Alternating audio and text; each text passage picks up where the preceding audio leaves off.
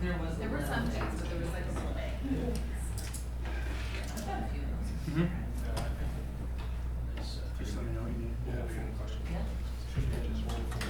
Sure. Yeah. Topic section. Plans are probably like this much when I looked at it. That's not enough, so then I plan to the other section the same size. Yeah, so then I probably, so I was as much as. How we compare. Oh.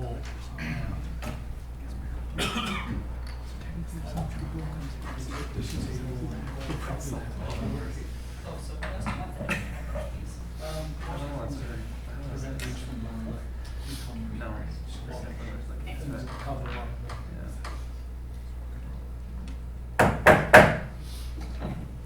Call this regular meeting of council to over Monday, July 8th to order.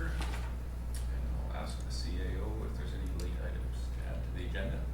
Thank you, Your Worship. There are no late items to add to the agenda, but I would ask that we remove item G1, Amendment of Revitalization Tax Exemption Bylaw 1328. I would like to do a little bit more research on this one prior to council's considering it. Okay. Thank you. And we'll move to adoption of the agenda as amended. So moved. Seconded. More discussion. Seeing none, I'll call the question. Those in favor? Opposed? Motion carries. Moving to adoption of prior minutes, adoption of June 24, 2019, public hearing minutes. Any mover? Councillor Victorino, second by Councillor Schwarzenberg. Any further discussion? Seeing none, I'll call the question. Those in favor? Opposed? Motion carries. Moving to item D2, adoption of June 24, 2019, regular open council meeting minutes. Councillor Victorino, mover. Councillor Grice, second. Any further discussion? Seeing none, I'll call the question. Those in favor? Opposed? Motion carries. Moving to committee reports. Item E1, June 26, 2019, Food Action Advisory Committee meeting minutes for receipt. Any questions or comments? I'm a mover. Councillor Victorino, seconded by Councillor Grice. Any further discussion? Seeing none, I will call the question. Those in favor? Opposed? Motion carries. Item D2, verbal report from Chairperson Grice, committee of the whole meeting this evening. Thank you, Your Worship. This afternoon we had received a report from the CFO regarding development cost charges, purposes, improved projects, as well as an update of completed projects and reserve amounts. We also had a discussion around the upcoming UBCM convention and our requested meetings with various ministers. And that is the end of my report. Thank you, Councillor Grice. Any further discussion or comments? Move to item F, water matters. First item is F1, May 2019 water report. The engineering technologist report is attached, and I'll refer to the CEO. Thank you, Your Worship. This report's in front of you to provide a summary of the water system operations for the month of May, I should say. I would like to note that the average maximum temperature in May was 25.3, with an average mean temperature of 18 degrees Celsius and an average minimum temperature of 10.7, which is a little bit different from the 1981 to 2010 stats. The maximum temperature was 22 degrees Celsius and the mean was 15.1 and the average minimum temperature of 8.1. So there seems to be a increase in the temperatures here. And we had 3.7 millimeters of precipitation recorded in the month of May. And for Oliver from 1981 to 2010, the norm is usually 34.7 millimeters for the month of May. The motion in front of council for their consideration is that council receive the water quality report for May 2019. Do you have a question or comment, Councillor Victorino? No, I'll move the report. I put my hand up because I was going to comment on the exact same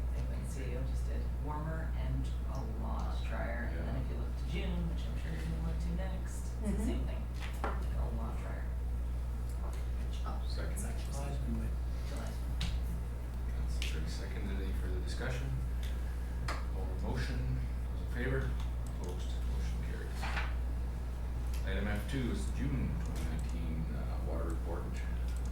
Technologist report is attached. Any further comments on this one? Yeah, I just, again, in June 14th, water restrictions started at stage 1 for dryness. And also, again, the temperatures have gone up quite considerably, 28.6 compared to 25.8 for the maximum, and the minimum was 12.8 to 11.9.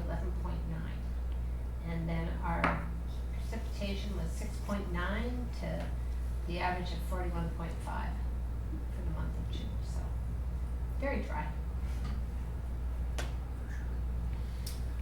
We have a proposed motion to receive the June 2019 water report. Mover. Councillor Machial. Move it, I've got a second question after. Absolutely. Second. What was the estimated value of that vandalism on pump 4? I can't answer that question for you, but I will find out and provide that information to you. I don't think we should put those up again. Okay. Also, with the water restrictions, what were our aquifer levels? Is that what triggered it? Because I know part of our drought Yeah, plan, It's- so our it's- aquifers have dropped yeah, with the they have. river. Well, obviously with the Yeah. river, because our river Yeah, is a lot more.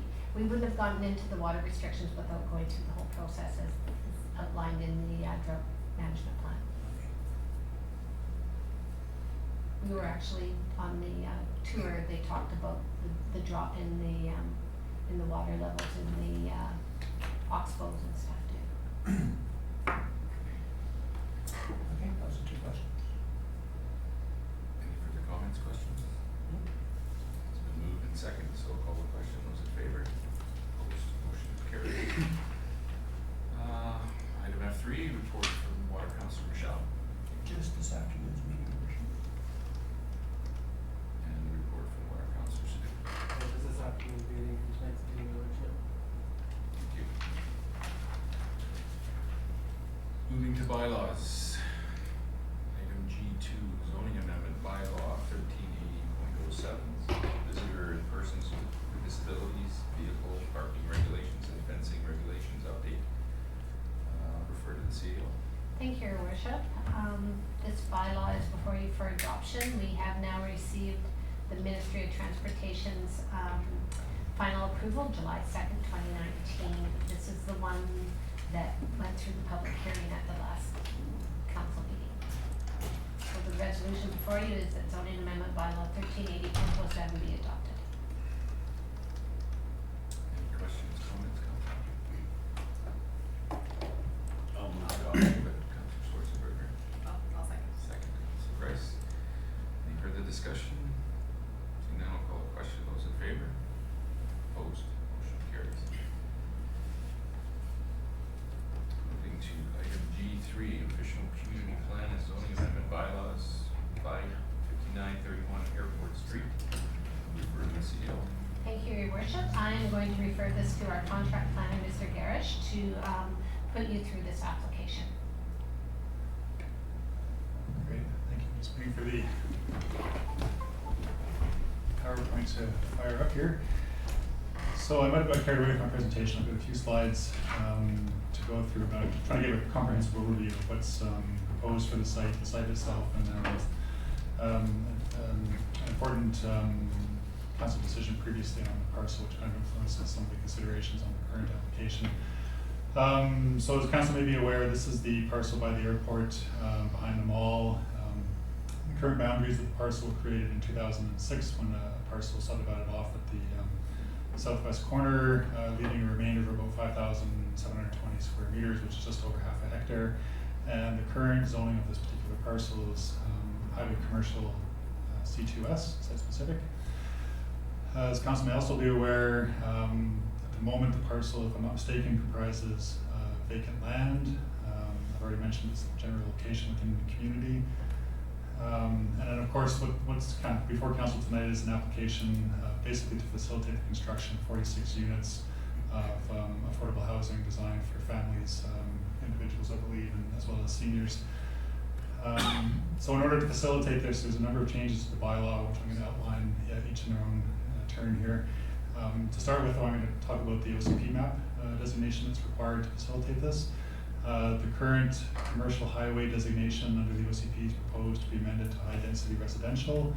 In terms of what the plan says about this request, the OCP does speak to encouraging diversity of housing for a range of incomes, lifestyles, and age groups. The plan also speaks to providing a variety of housing types and tenures within the community, and of course, importantly, to encouraging opportunities for affordable housing.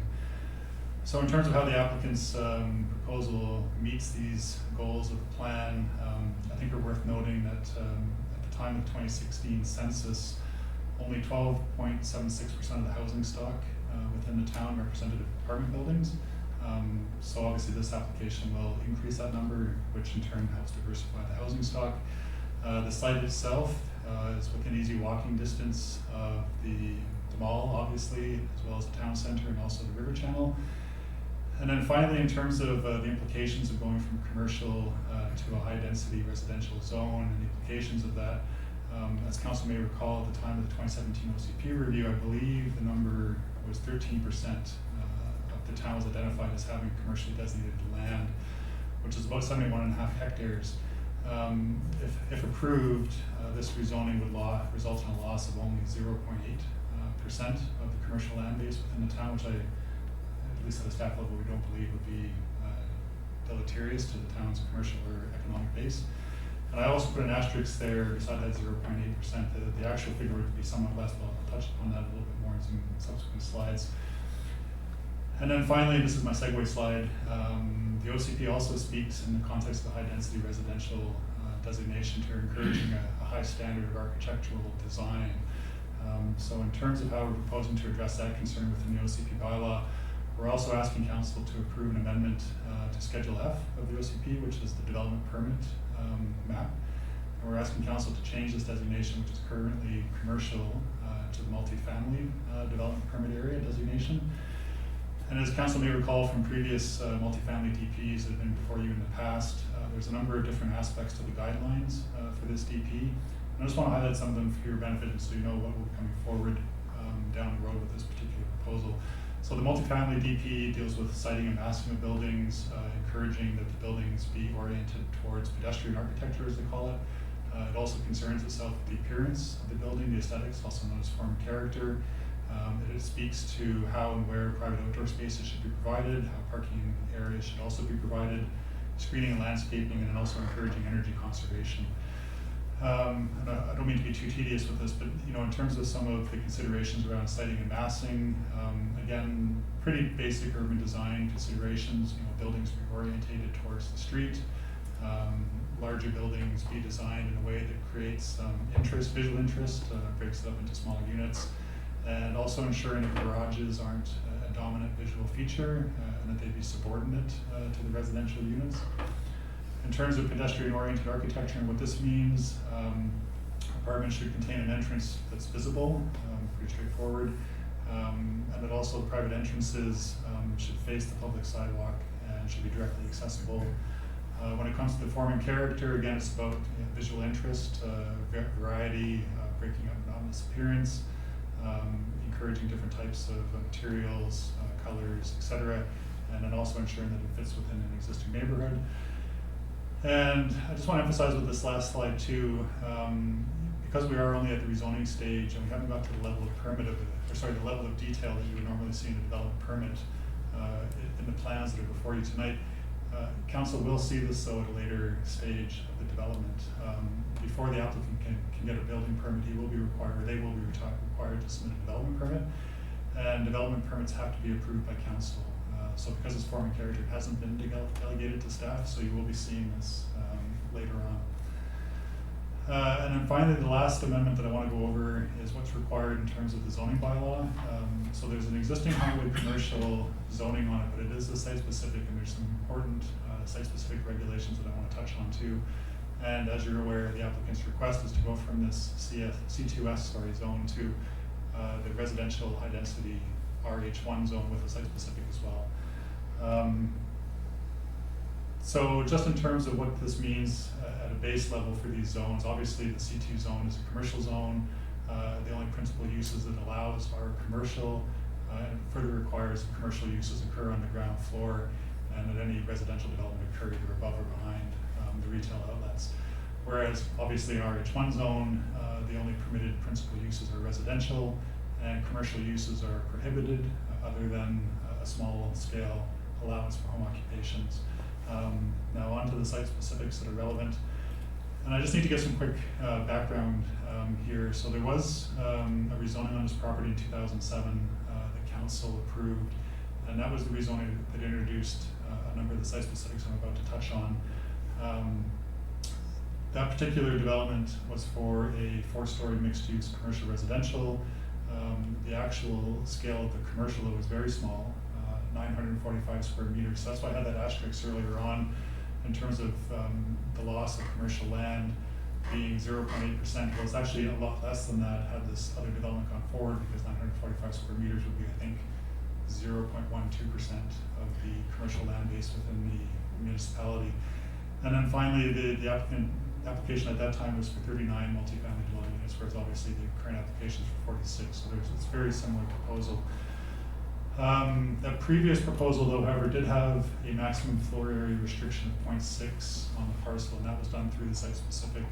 The C2 zone otherwise permits a floor area ratio of 1, but the site-specific went on to state the council would be open to increasing the FAR to 1.2, subject to a community amenity contribution being provided to the town in the amount of, well, at the time it was $40, but with inflation it's $48.25 per square meter of floor area above 0.6 to a max of 1.2. And council further specified through the zoning bylaw that that contribution was to be used for affordable housing or community amenities such as renovations to the museum or Venables auditorium at the time. So what that means in the context of the current application, the applicant wants to go to a 0.09 FAR and is not proposing an amenity contribution at all. So if the existing site-specific requirement was applied to the current proposal, that would be equivalent to about $83,000. In the recommendation before you tonight, staff are not recommending that this provision be carried forward for the simple reason that the applicant is proposing affordable housing, and that the amenity contribution council was seeking previously was for private market-driven development to be used for affordable housing. So it doesn't really make sense to, at least at the staff level, to request money for the type of development the opponent's proposing anyway. So we don't feel this should be carried forward. The second regulation, site-specific, that I want to touch on, given the proximity to the airport and the implications of the airport and on this development and vice versa, is the height allowance. I believe, and I'll put this on the next slide, in the representations package before you tonight, there was a diagram provided by the airport committee that shows the flight path and the considerations for height. And so the 2007 rezoning had stipulated a maximum height of 14.7 meters. And that's not measured from ground level, it's measured from Geodetic Survey of Canada datum, so 301.85 meters above sea level. And even though the C2 zone and I believe the RH1 zone allow 18 meters, because of the airport operations, this was actually lowered to 14.7. The applicant has indicated that their proposal is able to comply with this height requirement, and that's not an issue. And so to ensure that, we are proposing that the 14.7 meters be carried forward into the new zoning through a site-specific amendment. And this slide here just shows, which you've already seen, I'm sure, but the location of the property in relation to the flight paths for the airport and how it is basically within their area of interest in terms of height. And the next one I want to touch on too is the on-site vehicle parking requirements for this particular development. So this first slide is actually outlining what council approved in 2007 for the previous proposal. They varied the parking to 1.5 spaces for 2 bedrooms or more, and 1.25 parking spaces for dwelling units with 2 bedrooms or less. And so in the context of that other application, that generated a requirement for 76 on-site parking spaces. That particular proponent was going to provide 64 underground, with the remaining 12 at surface grade. The current application is proposing the exact same numbers be applied. So again, 1.5 parking spaces per dwelling unit with 2 bedrooms or more, and 1.25 parking spaces for dwelling units with 2 bedrooms or less. Again, this generates the same 76 on-site parking spaces that the previous proposal required. So it's a bit of a wash. The only main difference, of course, is that in this particular instance, it's maybe hard to see here, but it's all going to be surface grade. There is no underground parking with this particular proposal, so you can see the parking spaces coming off the road and then over to this side here. And now the final point I wanted to make, and it's directly related to the recommendation we put before you tonight, is in terms of public consultation. So as council may be aware, under the Local Government Act, particularly when you're considering an amendment to your official community plan, the Act requires that there be provided one or more opportunities by council for consultation with the public. This opportunity has to be separate from the public hearing. You can't consider the public hearing as that opportunity. And council then, having decided what kind of a consultation has to occur, has to satisfy itself that this is early and ongoing, which is a requirement of the Act. The town's land use procedures bylaw supports this. It speaks to council, may require a public information meeting be held prior to the consideration of the amendment application, and then the criteria that the bylaw sets out is when it is an OCP amendment, such as the ones before you tonight, or if it's a significant land use change, which at the staff level we feel going from commercial highway to high density residential is a significant land use change. And so we do feel that a public information meeting is warranted in this instance. I mean, ideally it would have happened before first reading, but that's not necessarily required, but it should happen before public hearing, we feel, and ideally before second reading, so that there are any major issues that are brought up by the community. There's an opportunity for us to address them before the public hearing. So we're recommending that council give consideration to first reading, and that the second reading be deferred pending the completion of a public information meeting by the applicant, which they have indicated they are prepared or are in the process of scheduling. It's just a question of pinning down the dates and then how that relates to council meetings for subsequent readings. So that's it for my presentation. I'm happy to try to take any questions you may have. Questions, comments, council? Councillor Grice. Thank you, Your Worship. Through to, I guess, to the contract planner. Does our consultation need to be separate from their consultation, or is that all one? I mean, it could be organized by staff, it could be organized by the applicant, but whatever consultation happens, council has to be satisfied that in your opinion, it's been early and ongoing, you've given the community an opportunity to be heard on this application outside of the public hearing process. Councillor Mattis. Thank you, Your Worship. Mr. Garris, the original application back in 2007, or whatever it was using the whole property with 39 units or 37 units. Mm-hmm. This is only using a portion of the property for the 46 units, if I saw that map correctly.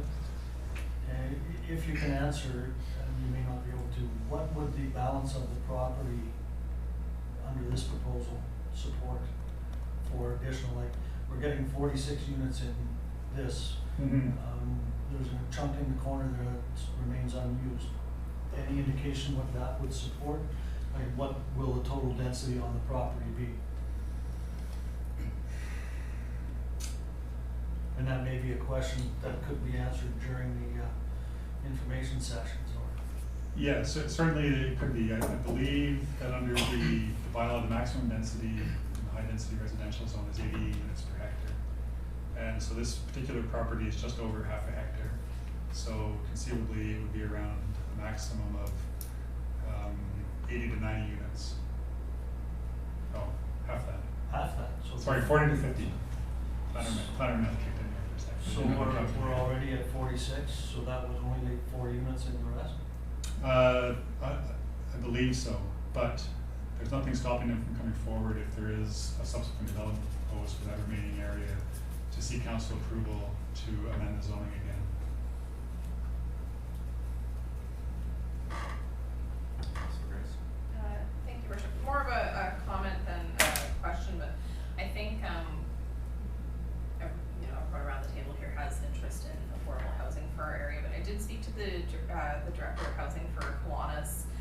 Right now, they only have 11 family units with little to no movement on their wait list. They're telling people 5 years, but sometimes it's closer to 15 to 20 years, and basically people are staying in those homes until they age out. Right now, the wait list for seniors with Kiwanis is between 25 and 30, and for families between 40 and 50. So I think we have a pretty dire need for affordable housing here. Whatever we can do to support that, I would be in favor of.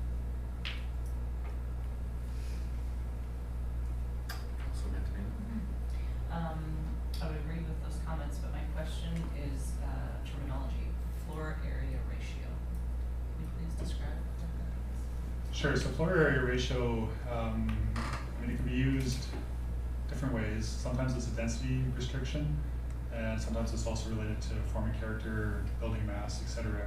And so basically how it works is, and I'll use round numbers just because it's easier for me to calculate. If you have a parcel that's, say 1 hectare in area, which is 10,000 square meters, and if you have a floor area ratio of 1, the floor area of that building can't exceed 10,000 square meters, right? And so if you have a height allowance, fitting at 10,000 square meters within that is going to basically determine the shape of your building.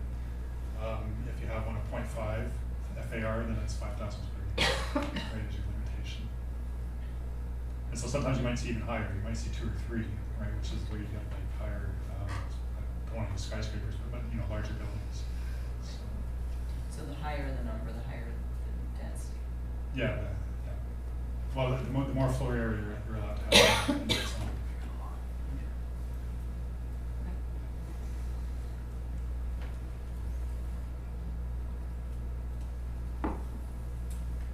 Well, the proposed motion is that the official community plan amendment bylaw 1370.07, zoning amendment bylaw 1380.08 be read for a first time, and that prior to second reading, the applicant convene a public information meeting in accordance with section 4.1 of the Town of Walworth Land Use Procedures Bylaw 1367, in order to provide an additional opportunity for the public to access information and inquire about the proposal, and provide the town with a copy of all representations received at this public information meeting, including a summary of any proposed changes to the proposed development as a result of feedback received at the public information meeting.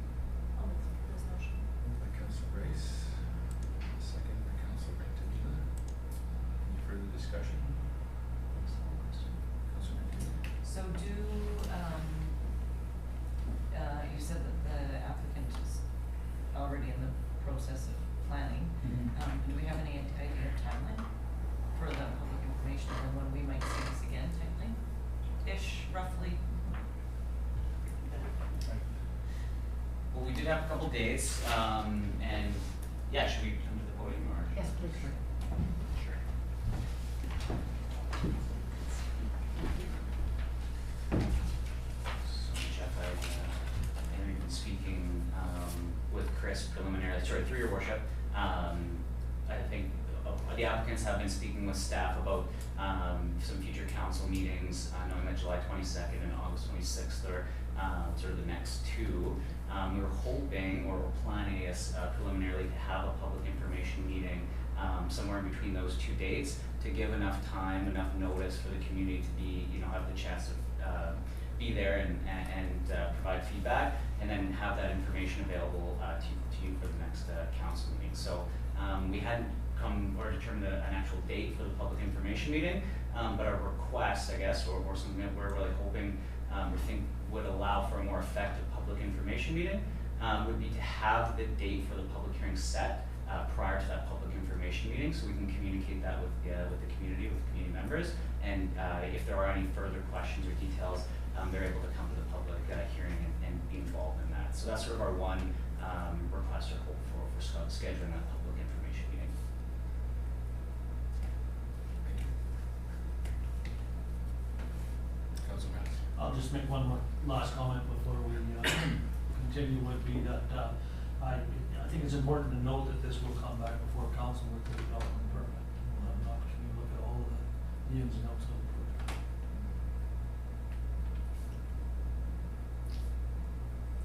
Thank you. Any further comments, questions before I call the question? Seeing none, call the question. Those in favor? Opposed? Motion carries. Moving to H, business. H1, rural dividend funding application, multi-community indoor pool facility feasibility studies for the CAO. Thank you, Your Worship. This report is before council to receive support for the submission of a multi-community indoor pool facility feasibility study to the 6th BC Rural Dividend submission for their submission intake. This is a regional initiative that includes the towns of Astorius, Oliver, the RDOS areas A and C and the Azores Indian Band. At present, all governments have expressed an interest in exploring the opportunity to develop a multi-community indoor pool facility. And the first step towards this project is to undertake a feasibility study at a cost of approximately $130,000. The Rural Dividend Program announced their sixth intake for the 2019-2020 period, and this is an opportunity to receive funds towards feasibility study, which would reduce the cost to the partners should the application be approved. The closing date for this intake is August 15th, and one of the requirements for submission is a council resolution in support of the application. The resolution before council is that council directs staff to put forward a BC Rural Dividend Program application under the single applicant funding stream sixth intake community capacity building category of $100,000 for a multi-community indoor pool facility feasibility study. And this would take it would reduce 80% of the cost if we were successful. It would cover 80% of the cost of the feasibility study, should we be successful. Councillor Lattis. I will make the motion as written. Councillor Schwarzenberg. I will second it. Councillor Devine. So just a question for clarification, these applications go in the fall and then we find out in the late spring or something like that? It'll go in August, and we'll probably find out near the end of this year, beginning of next year. Councillor Grice. Thank you, Your Worship, through to the CAO. So I imagine the plan for the remaining 20% is that we would split it between SSA's areas AC or AC. So it would be a joint payment.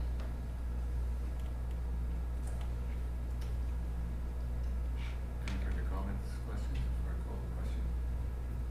Seeing none, those in favor? Opposed, motion carries. Next correspondence, refer to the CAO.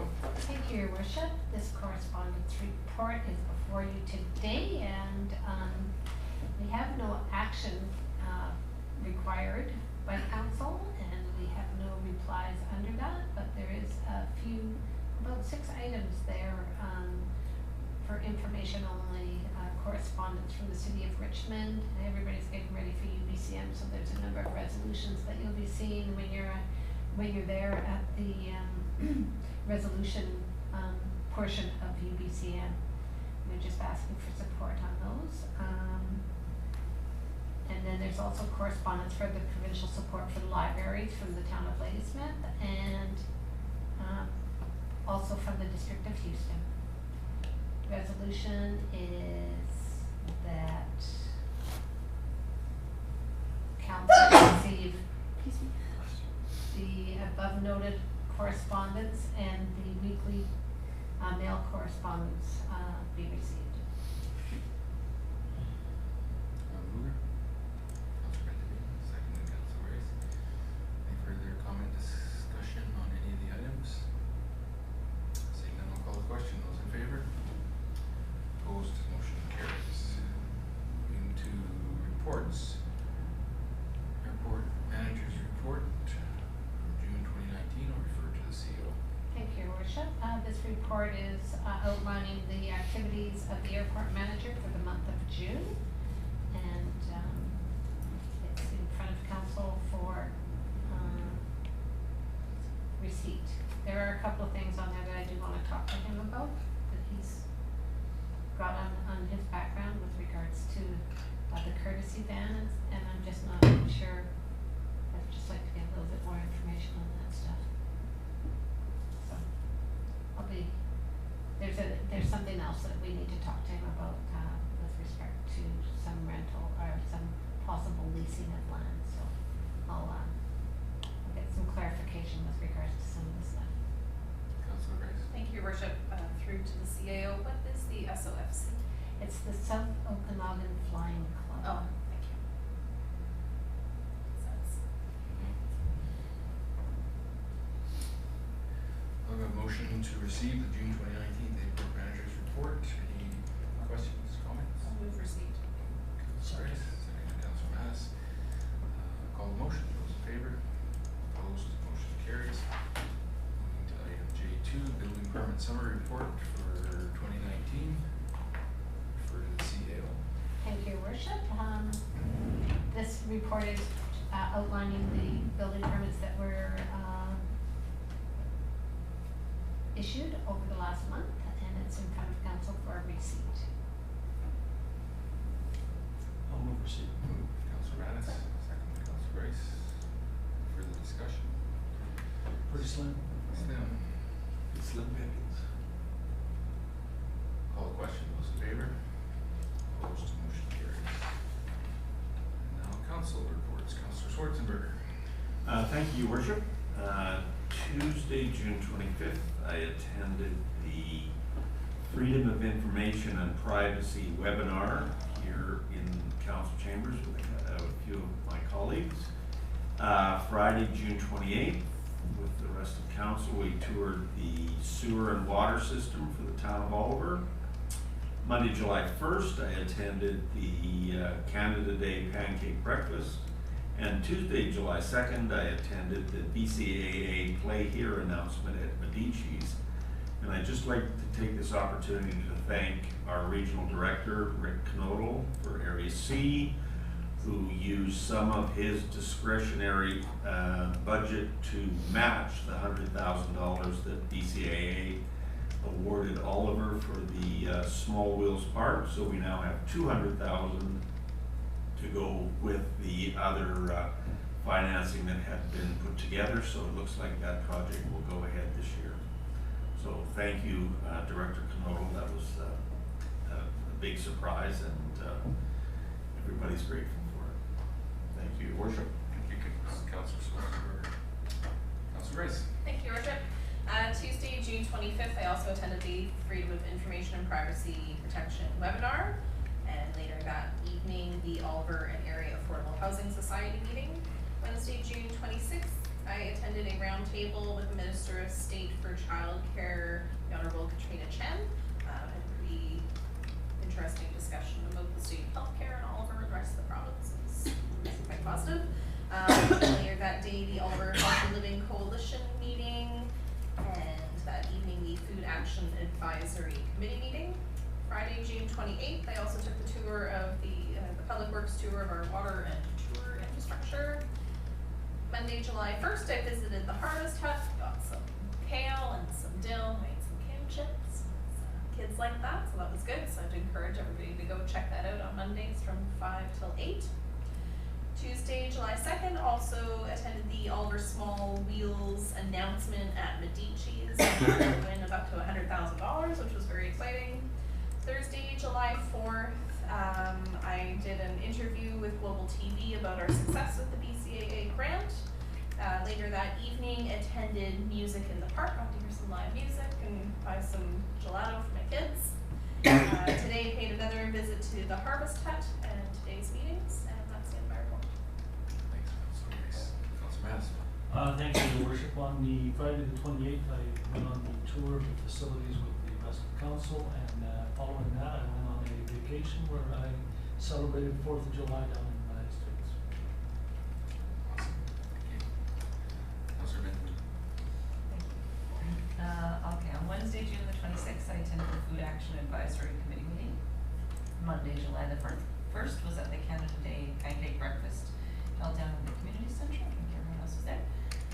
And then spent the rest of the day attending the festivities down in Asuias as our family usually does. So thanks to our neighbors for hosting such a great party.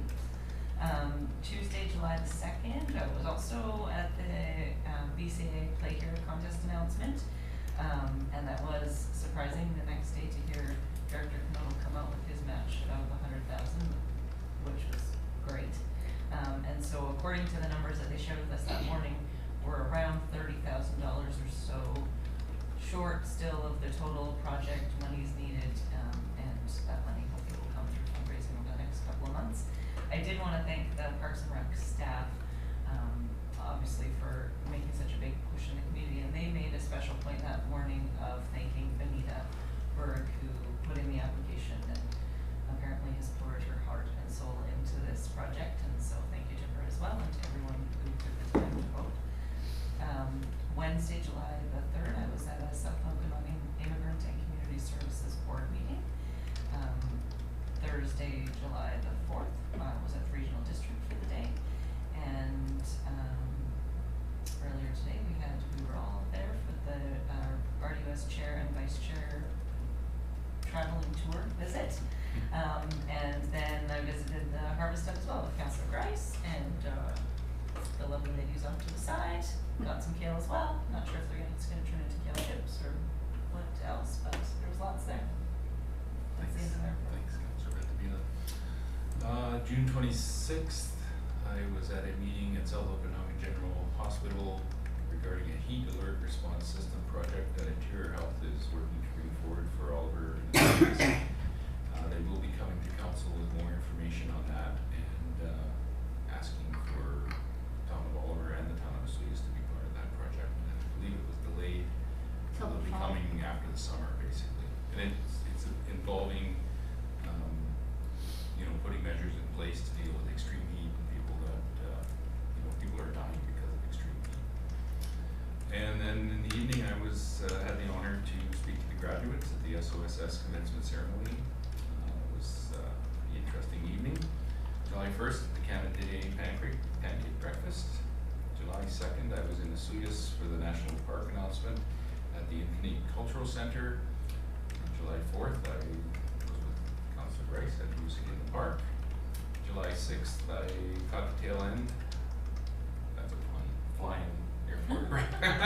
The fly-in airport Tail breakfast. dragger, eh? Yeah, that was interesting. Do you see some of the planes there? I can't believe how small they are. They're as small as this table here, basically.